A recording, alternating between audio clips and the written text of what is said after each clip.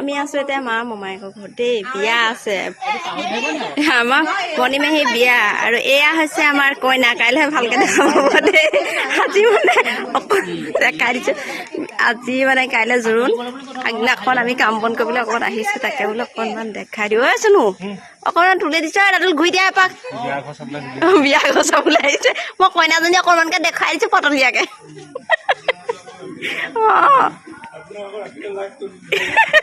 প্ৰত্যেকজনী ছোৱালীৰ কাৰণে আচলতে আজিৰ দিনটো বহুত বিশেষ নহয়নে আজি ছোৱালী হৈছে কাইলৈৰ পৰা এগৰাকী বোৱাৰী হ'ব বেলেগ এখন ঘৰৰ বোৱাৰী হ'বগৈ বহুতখিনি দায়িত্ব বাঢ়ি যায় আচলতে আৰু অকণমান পৰিৱেশটো আপোনালোকক দেখাইছোঁ এয়া দেখিছেনে আৰু কাইলৈ যিহেতু জোৰোণ আজি সিমানখিনিলৈকে হৈছে গধূলিলৈকে সকলোখিনি ৰেডি হৈ যাব আৰু সেয়া আমাৰ কইনা আৰু ৰাইজ বহি আছে ইটো সিটো কামত সহায় কৰিবলৈ আৰু ঘৰৰ সন্মুখত আৰু এইফালে হৈছে খোৱা বোৱা চলিব ৰিচিপশ্যন হ'ব আচলতে আৰু এইফালে হৈছে আমি সকলোখিনি কাম কৰি আছোঁ আপোনালোকক এতিয়া অকণমান দেখুৱাই দিম এইখিনি মুহূৰ্ত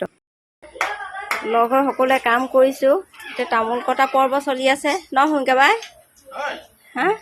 কওক কাৰ কি কি হৈছে হয় নাই আজি আপুনি যা যোগাৰ কৰিছে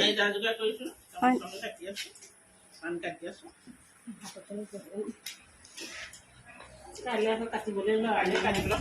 চেকা লাগিব বুলি কওক কাইলৈ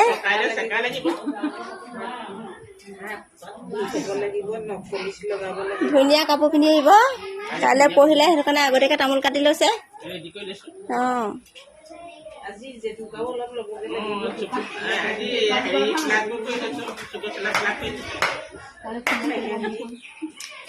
আৰু আপুনি কি থ্ৰেডিং কৰিব নি আজি মেহেন্দি